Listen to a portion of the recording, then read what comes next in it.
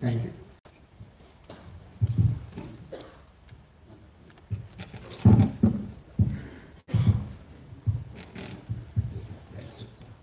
అందరికీ నమస్కారం.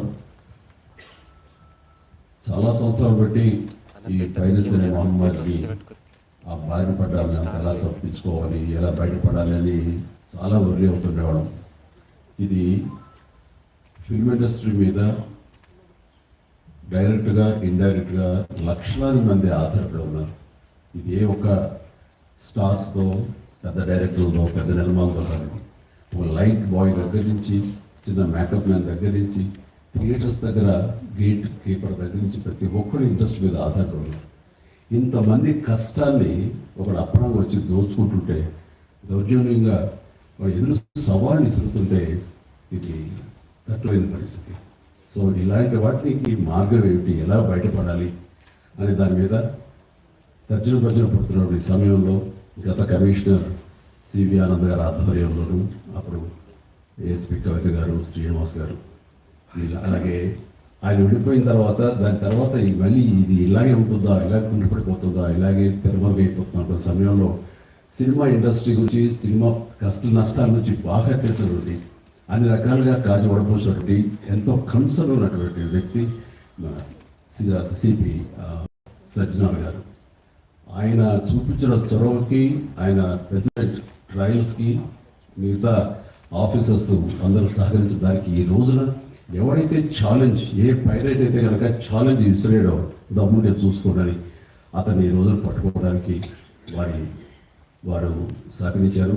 అది వారి మనస్ఫూర్తిగా వారిని, వారు సహకరించిన ఆఫీసర్ శ్రీ కవిత గారిని, శ్రీనివాస్ గారిని, ఇతర మహేష్, సిఏఎల్ని, వాళ్ళందరూ కూడా మనస్ఫూర్తిగా పరిశ్రమ తరపించి, నా తరపించి నా అభినందనలు, ధన్యవాదాలు మనస్ఫూర్తిగా తెలియజేస్తున్న సందర్భంగా.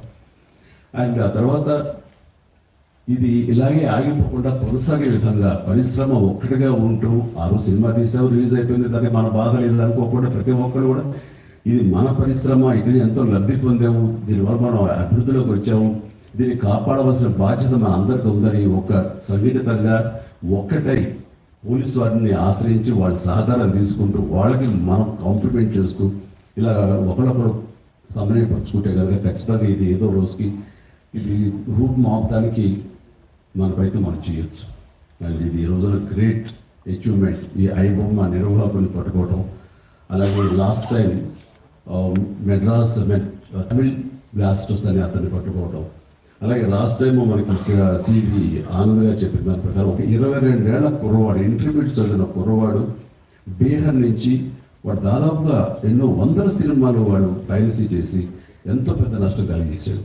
ఈ సంవత్సరం ఆరంభంలో కూడా దిల్ రాజు గారి గేమ్ చేంజర్ దగ్గర నుంచి తండేల్ అనే సినిమా కానీ, ఇలాగా కింగ్డమ్ అనే సినిమా, మోజీ, ఇలాంటివన్నీ కూడా దీని బారిపై చాలా పేరు నష్టం జరిగింది. రేపు పొద్దున రాజమౌళి గారు చాలా పెద్ద సినిమా తీయబోతున్నారు. ఆయన అలాంటి వ్యక్తి మూలంగా మన తెలుగు సినిమా ఖ్యాతి ఖండాంతరాలకు వెళుతుంది. అలాంటి జరుగుతున్నప్పుడు ఇది పెను సవాలుగా ఉంటుంది, పెను ముప్పుగా ఉంటుంది కూడా మనకి. సో మమ్మల్ని అర్థం చేస్తున్నారు, మా బాధను అర్థం చేసుకున్నారు. ఇవన్నీ సాధించాల్సింది ప్రభుత్వాలు, అక్కడ పోలీస్ డిపార్ట్మెంట్లు.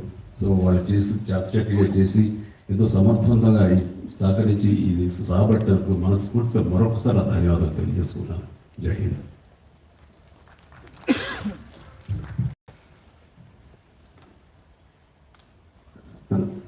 అందరికీ నమస్కారం అండి.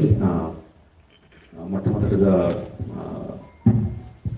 సజ్జనార్ గారికి, అంతకుముందు సివి ఆనంద్ గారికి, entire police department of Hyderabad and తెలంగాణకి మనస్ఫూర్తిగా కృతజ్ఞతలు, ధన్యవాదాలు తెలియజేస్తున్నాను.